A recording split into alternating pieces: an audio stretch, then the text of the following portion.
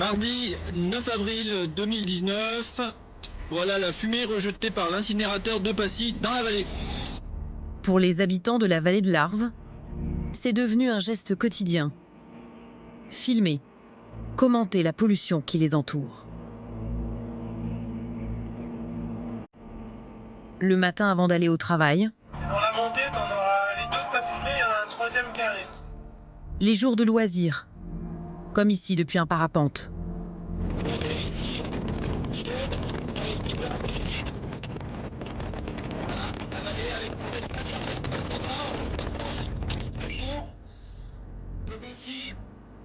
Et puis ça lance plus par là-bas.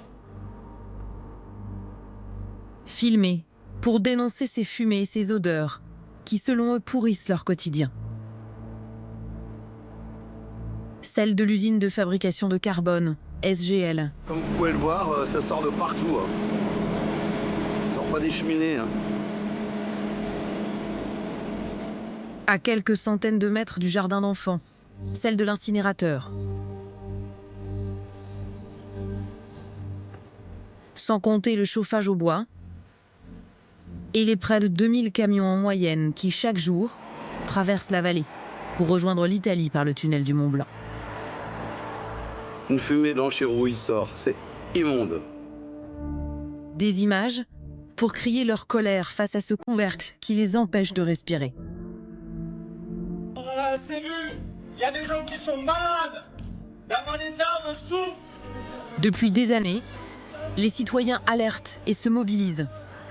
Manifestations, coups de gueule. Pourquoi est-ce qu'on n'arrête pas ce poison? C'est une annexe, faites-le! Ou encore clip choc pour dénoncer les conséquences sur leur quotidien. Et toujours ce même sentiment de ne pas être entendu.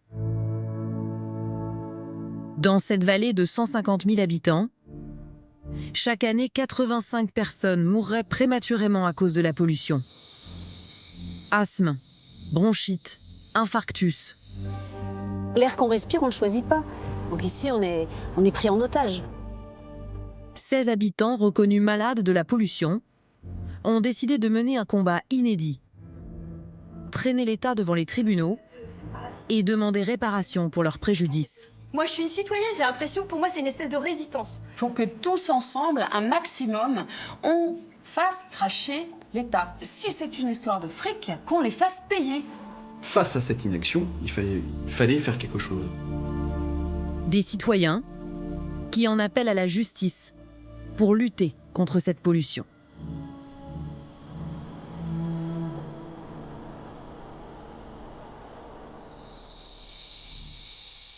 La première à avoir déposé plainte, c'est elle, Anne-Laure Mallanger, 43 ans.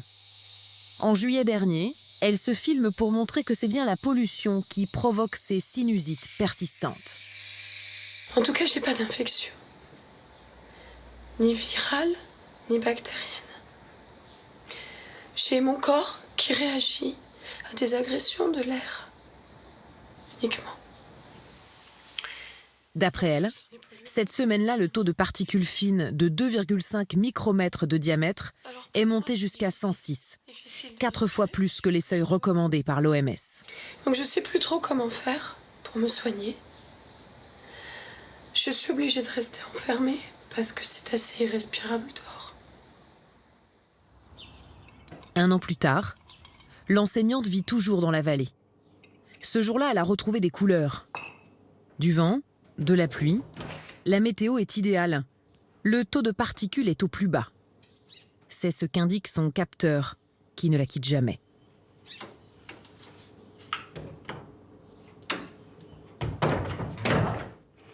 Eh ben aujourd'hui, c'est bon. 1 en PM2,5.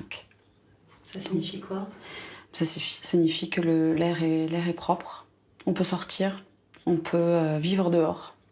Ma santé est indexée sur l'indice de qualité de l'air et si je m'expose, je suis malade.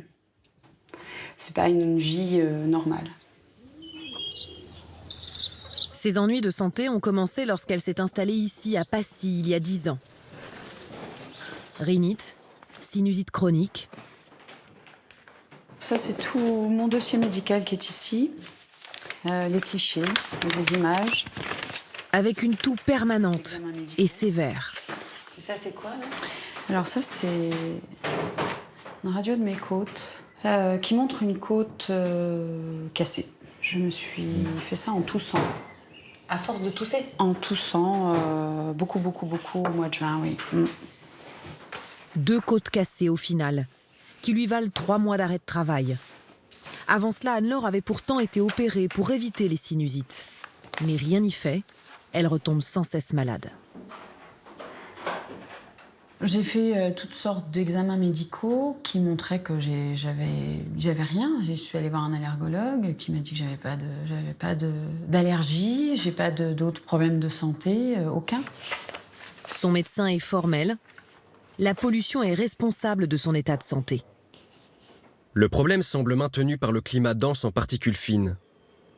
La basse vallée de l'Arve étant connue pour sa pollution. Révoltée de voir sa santé se dégrader, de ne pas voir assez d'actions concrètes de l'État pour améliorer l'air de la vallée, Anne-Laure a décidé de porter plainte. Je suis malade, donc je peux être considérée comme une victime d'une situation où l'État connaît les tenants et les aboutissants, mais ne fait rien. Donc ça s'appelle un recours pour carence fautive. Pour cette inaction, cette carence fautive, Anne-Laure demande à l'État 100 000 € de dommages et intérêts. Des préjudices codifiés au montant précis. 10 000 € pour l'incidence sur son activité professionnelle, ses arrêts maladie. 30 000 € pour avoir été contaminé par la pollution. 30 000 pour la souffrance endurée. Et pour l'angoisse que tout cela génère, 30 000 € encore. De peur de s'intoxiquer, Anne-Laure a dû renoncer à cultiver son potager. Voilà ce qui reste de notre jardin. Les fraisiers, les cassissiers, les framboisiers qui pullulent. Vous les mangez plus? Non. Il y a tellement de cochonneries dans l'air qu'on se doute que ça va dans les sols et donc faut éviter. Qu'est-ce que vous vous dites quand vous voyez ça? Que c'est un scandale sanitaire et qu'on n'est pas protégé, qu'on ne se sent pas protégé, qu'on ne se sent pas écouté et que c'est profondément injuste. Ce combat judiciaire, ils sont 16 à le mener devant le tribunal administratif. À leur côté, un collectif de citoyens qui s'est constitué il y a 1 an et demi. Colère pure, c'est son nom. Mouvement spontané, autofinancé. Urgence sanitaire. Ils sont une trentaine d'habitants à l'animer et autour d'eux plus d'une centaine de sympathisants. À sa tête, Muriel Auprince, 61 ans, malade de la thyroïde et asthmatique. Bon, donc on te prévient un petit peu avant, mais du 15h30, 16h, c'est bon pour toi. Enfin, ça sera grosso modo. Plaignante, elle aussi. Alors c'est vrai que... Analyse scientifique, manifestations, courriers. Les membres du collectif se sont donnés pour mission de secouer les pouvoirs publics pour mettre fin à cette pollution continue. Comme Anne-Laure, tous ici se sentent délaissés par l'État. Ce qui me revient systématiquement, c'est de toute manière, on ne peut rien faire. À quoi bon? Et ça, c'est terrible. Je me sens désarmée par rapport à ça. C'est faux. On a beau apporter tous les arguments, il y a des gens qui n'ont pas forcément peur, mais qui se sentent de toute façon tellement écrasés par le système. Et je trouve ça terrible. Et je ne sais pas comment... tu lui dis, c'est les mouvements citoyens qui vont gagner. Ben oui. Pour Anne-Laure, seule une condamnation de l'État à verser des dommages et intérêts pourra faire avancer le combat. Sa logique, plus il y a de plaignants, plus la pression sera forte. Moi, j'appelle les victimes qui se sont pas encore manifestées, qui se sentent pas les moyens de le faire. On a un super avocat qui ne se paye que si on gagne. Ça, c'est vachement important. Donc, si vous connaissez des gens qui sont encore dans le silence, qui hésitent, qui n'osent pas, il faut briser ce silence. De plainte en coup médiatique, les militantes du collectif s'imposent comme elles peuvent dans le paysage local. Le préfet, il veut même pas nous parler, on est obligé de jouer les Matahari. Il ne veut même pas nous voir. Il nous dit non. Et on entend, hein, Mumu? La semaine dernière, on entend un gendarme qui dit « Oh, il en peut plus, le préfet, il faut qu'elles arrêtent. » Eh ben non. Eh ben non. Non.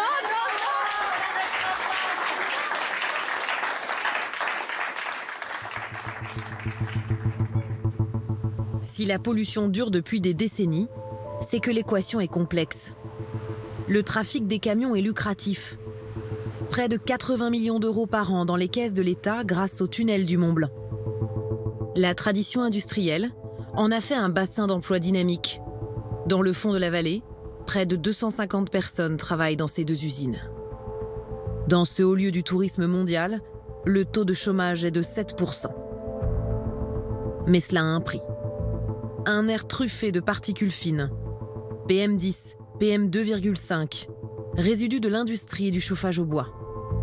De particules ultra fines, azote, monoxyde de carbone, dioxyde de soufre, issus du trafic routier et de la combustion, gaz à effet de serre. Le tout aggravé par un phénomène météo. Ici, le vent se fait rare. Et comme dans toutes les vallées encaissées, quand il fait beau et froid, le soleil réchauffe l'air en altitude, beaucoup moins le fond de la vallée. Il fait plus chaud au sommet qu'au pied de la montagne.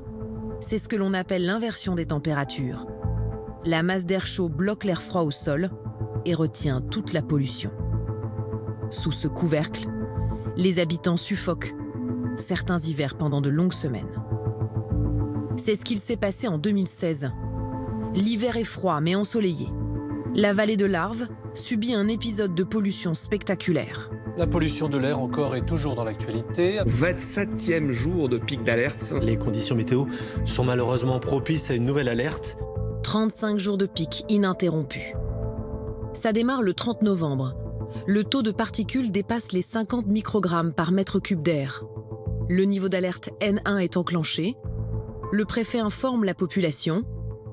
Le 2 décembre, il applique les mesures automatiques pour limiter les polluants. On demande des vraies mesures, c'est-à-dire l'arrêt des industries les plus polluantes, l'arrêt du trafic routier international dans la vallée de l'Arve. Pas suffisant pour les habitants. Ils manifestent plusieurs jours de suite. Désespérés, des parents d'élèves tournent ce clip qui met en scène leurs enfants désormais empêchés de jouer dans la cour de récréation. Confinés dans les salles de classe et les préaux. On peut pas courir, on peut pas jouer au jeu où on peut courir et ça m'énerve beaucoup. Il faudra attendre 10 jours, le 12 décembre, pour que le préfet prenne 3 mesures exceptionnelles, alors qu'il en a plus d'une dizaine à sa disposition. La première impose la circulation alternée pour les poids lourds les plus polluants. Les autres obligent les usines à limiter certaines de leurs activités. Malgré cela, les taux de particules continuent de s'emballer jusqu'au 3 janvier. Fin de l'épisode.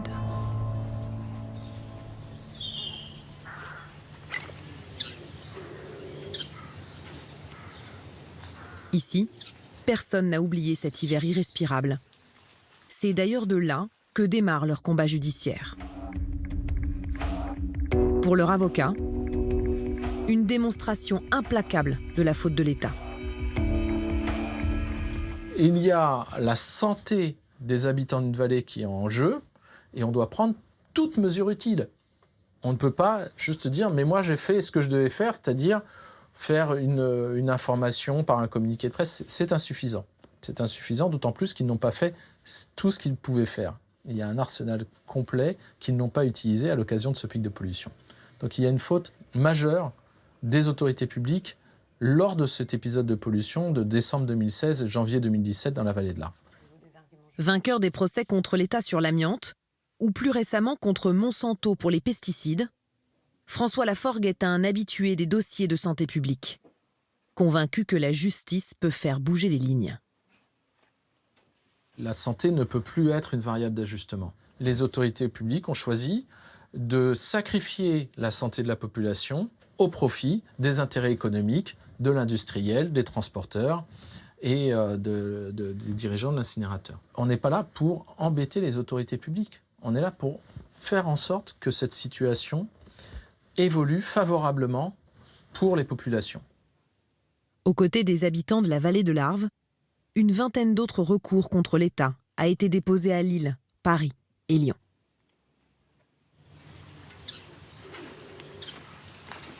En attendant, dans la vallée,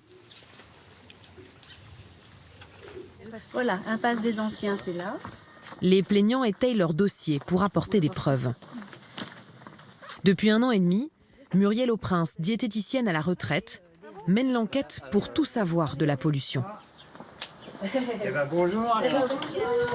Aujourd'hui, elle vient réaliser des analyses dans la ferme de Pascal, agriculteur biologique, accompagné d'un huissier de justice. David Subi. Maître Subi, voilà. D'accord, ouais, c'est ça, j'ai super. Bon, eh ben, on va voir tes cocottes alors. On y va alors. Allez. Allez, c'est parti. Avec le collectif, Muriel veut répondre à une question que tout le monde se pose dans la vallée.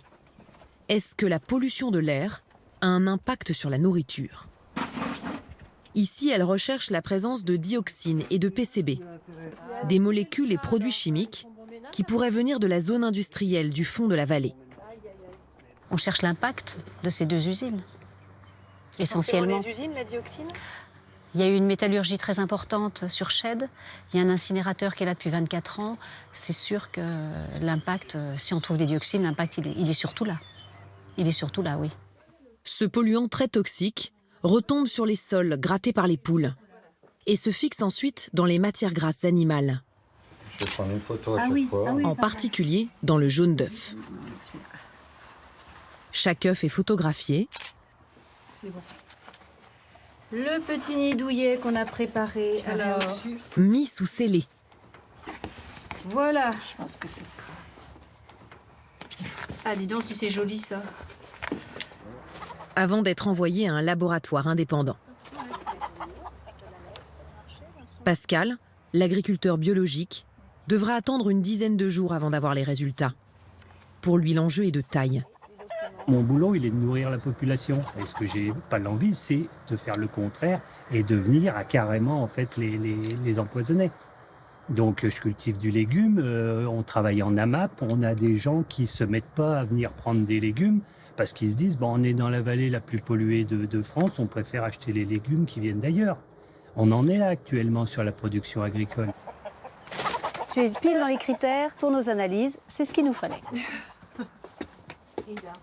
Edin. Voilà. Plus que 4 poulaillers à visiter. Donc là, on s'éloigne un petit peu, mais on va rester sur une altitude à peu près de 800 mètres. On est entre Passy et le plateau d'Assy, là où on va aller. Même altitude. Bonjour. Mais en différents endroits de la vallée. Pour cartographier les éventuels dégâts de ce nuage de fumée.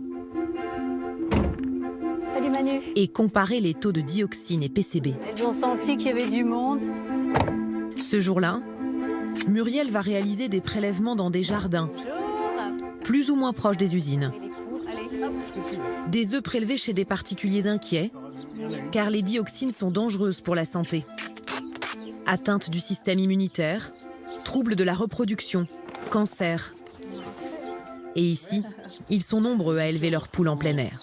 On met des poules pour manger des œufs frais, pour faire plaisir aux petits-enfants, aux enfants, pour manger des œufs du commerce. C'est vrai qu'ils sont beaux, ils sont jolis.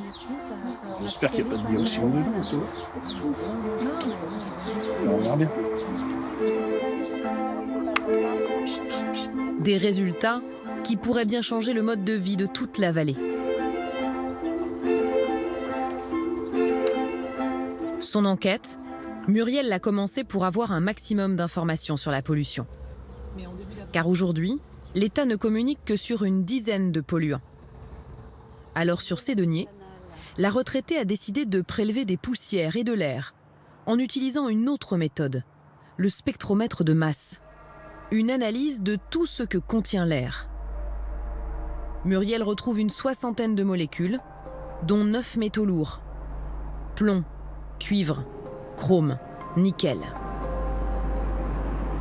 Un cocktail qui, d'après le laboratoire, est cancérigène et mutagène. Sans doute issu en partie des gaz d'échappement des camions.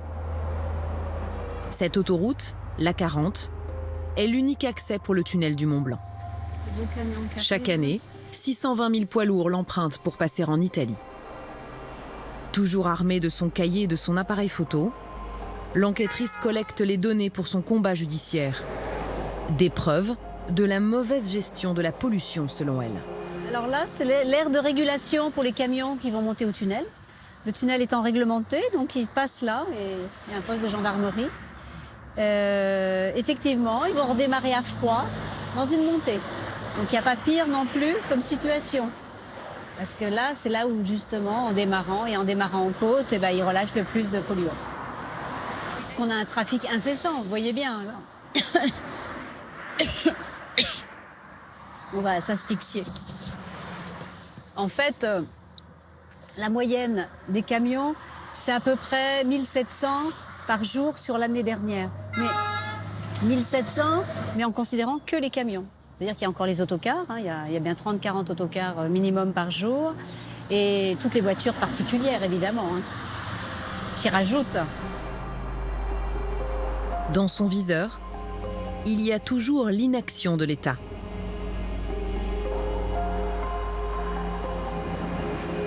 Ce que moi je note à mon petit niveau, avec mes petits contrôles, c'est qu'il n'y a aucune diminution quand on est en vigilance, orange ou rouge, il n'y a absolument aucune diminution du trafic.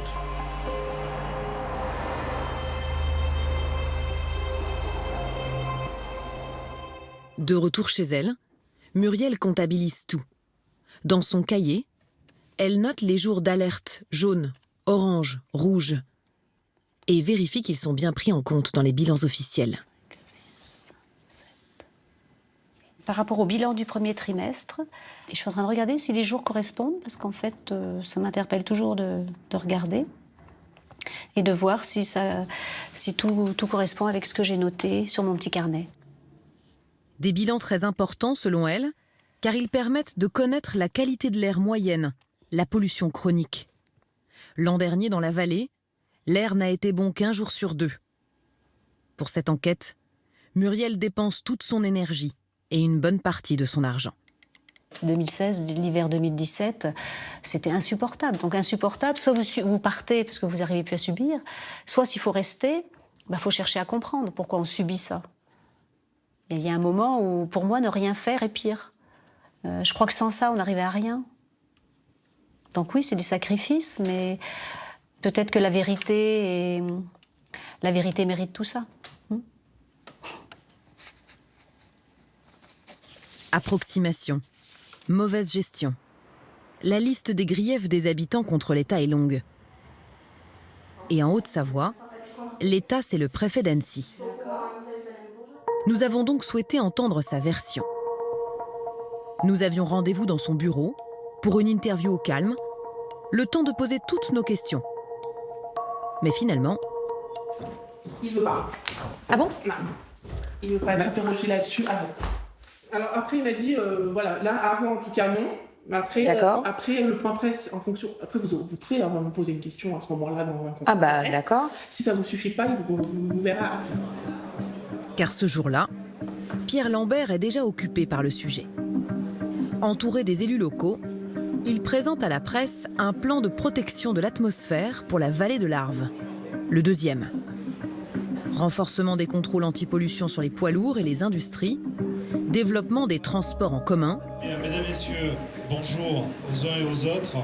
Un plan de 19 millions d'euros sur 5 ans, avec pour objectif de réduire de moitié le nombre de décès liés à la pollution. Le contexte actuellement, je peux vous l'apprendre aux uns et aux autres, est extrêmement sensible en matière de qualité de l'air et de problématiques environnementales. Sensible, car si la vallée est polluée, elle est aussi très dynamique. Les camions rapportent de l'argent et les industries embauchent. Alors lorsque nous le questionnons sur le combat des citoyens face à la pollution émise par les usines... Bonjour, Raphaël Chapira, France 2, envoyé spécial. Il préfère jouer la carte de l'humour sur l'incinérateur de la vallée.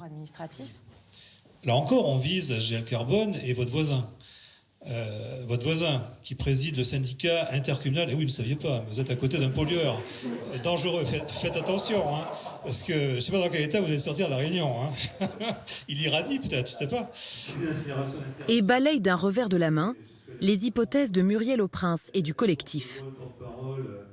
Face à des dénis de certains, qu'est-ce qu'on peut répondre sinon des faits, des chiffres, des données, des rendus Non, l'usine d'incinération, elle n'émet pas de particules fines. Non, elle n'émet pas elle émet elle émet très peu de poussière, quelques dizaines de kilos par an. Qu'est-ce que c'est, quelques dizaines de kilos par an? 130 kilos précisément, selon les rapports de ses propres services. Avec entre autres 1 tonne d'ammoniac et 17 d'oxyde d'azote. Une pollution qui, malgré tout, respecte les normes. Aujourd'hui, Pierre Lambert veut regarder l'avenir. Un petit pas pour le préfet, un grand pas pour la vallée de l'Orne. Entré en fonction quelques semaines avant le fameux pic de l'hiver 2016, en signant ce plan, Pierre Lambert considère le sujet clos.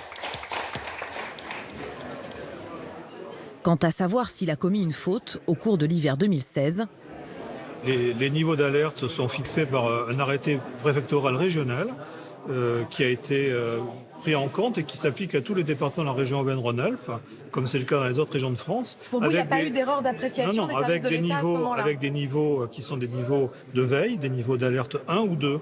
Carence fautive voudrait dire qu'il y a carence, mais que la faute nous est imputable parce que nous n'aurions pas fait ce qu'il fallait, nous n'aurions pas voulu sciemment le faire. Je ne pense pas que ce soit le cas. Voilà. On va en rester là si vous voulez, puisque le reste n'est pas très très intéressant. Le fait que l'incinérateur soit... Une mobilisation citoyenne qui exaspère le préfet. Et c'est les questions qui sont posées par les citoyens, c'est pour ça que au travers de recours et de procédures juridiques... J'écris à ceux qui m'interrogent. Pour l'instant, c'est plutôt des avocats. Et nous ne jouons pas à cela. Soit ils deviennent des partenaires de l'action publique, soit ils s'inscrivent en opposant systématique, en mettant sans cesse en cause la parole publique, sans cesse en cause l'action publique. Je crois qu'on ne peut pas être au four et moulin, comme on dit chez moi, dans ma région. 10 jours plus tard, les résultats des analyses d'eux sont arrivés. On n'est pas là pour dramatiser, loin de là. On est là pour poser aussi les bonnes questions. Aujourd'hui, Muriel Auprince les présente à la presse. 4 lots sur 5 ont des taux de dioxine qui dépassent les seuils autorisés. Des œufs impropres à la consommation. Donc on ne dit pas que les dioxines sont... On ne peut pas dire si elles sont actuelles ou récentes. Nous, ce qu'on constate, c'est qu'on en a. Voilà.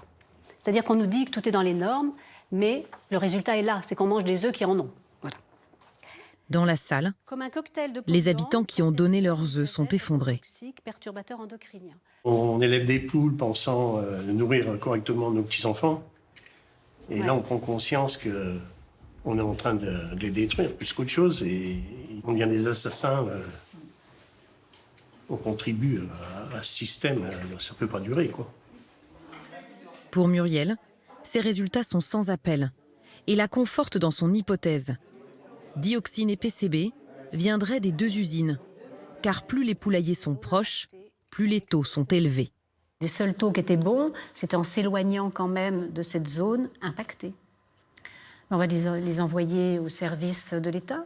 On demande la carte des sols pollués. On veut savoir si on peut faire un poulailler ici à Maffray, si on peut faire un poulailler ici à Domancy ou là. On veut cibler vraiment cette carte des sols pollués. Elle n'existe pas actuellement, il nous la faut.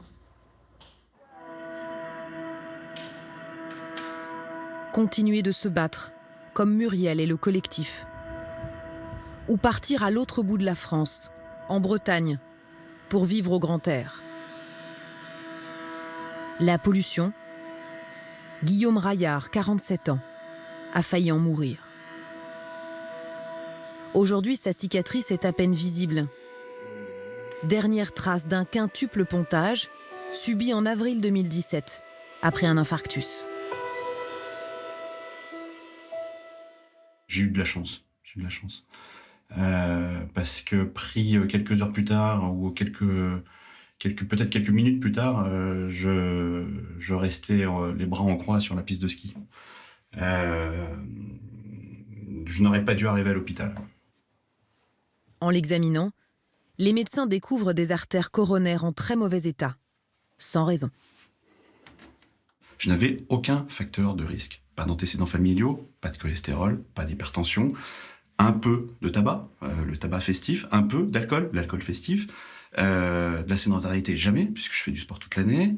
Et quand je suis arrivé à l'hôpital, même les médecins n'en revenaient pas en disant « mais on n'a pas ça à votre âge. On n'a pas ça à votre âge. À 45 ans, ça n'existe pas. Ou c'est très rare, très rare. » Donc par défaut, qu'est-ce qui reste ? Il reste la qualité de l'air. Ça, c'est une conviction. C'est cette qualité de l'air à détraquer mes coronaires. Et c'est aussi la conclusion de ces médecins. Les maladies cardiovasculaires sont reconnues comme étant l'un des effets possibles de la pollution de l'air. Fini la vie à la montagne. Sa vie d'avant, c'était sur des skis du premier au dernier jour de la saison. Avec sa femme et ses enfants adolescents, Guillaume a dû déménager. Désormais, les skis sont à la cave. Et avec eux, tout un tas d'accessoires. Ces masques que j'avais achetés à l'époque, qu'on mettait de temps en temps lorsque les indications données par cet appareil nous encourageaient à porter un masque. Ça arrivait certains jours. Alors c'est pas arrivé non plus des centaines de fois, mais une bonne dizaine de fois. Moi, j'ai travaillé à mon bureau avec ça sur le visage. Et on est sortis en famille faire nos courses à l'Intermarché ou au Super U du coin avec ça sur le visage. Alors, il est un peu pété, parce qu'il est un peu vécu. Et puis j'en ai donné aussi à pas mal de copains. C'était un acte de résistance aussi. C'était une manière de dire je sais ce qui se passe dans la vallée, je sais... Voilà, mais ça c'est du passé. Quelques mois après son infarctus, lui aussi dépose plainte contre l'État. Comme les 15 autres habitants de la vallée, Guillaume Raillard demande des dommages et intérêts. 400 000 € au total. Et ça vous paraît justifié, vous ? Je ne peux plus emprunter correctement pour acheter une nouvelle maison. Je ne peux plus avoir une vie normale, comme n'importe qui. Je suis obligé de suivre un traitement quotidien. Je suis obligé de faire attention quand je fais du sport. Je suis obligé de faire attention à tout. Donc oui, ma seconde vie, elle est bien parce que je suis en vie. Mais elle est différente de celle d'avant. Voilà. Et pour ça, je demande réparation.